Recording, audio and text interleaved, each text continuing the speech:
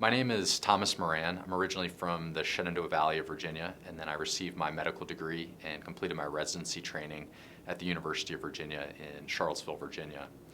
Afterwards, I completed a sports medicine and shoulder fellowship in Chicago, Illinois with Midwest Orthopaedics at Rush, where I also served as the assistant team physician for the Chicago Bulls and the Chicago White Sox. So I look forward to serving the community and taking care of your orthopedic needs here in the Low Country.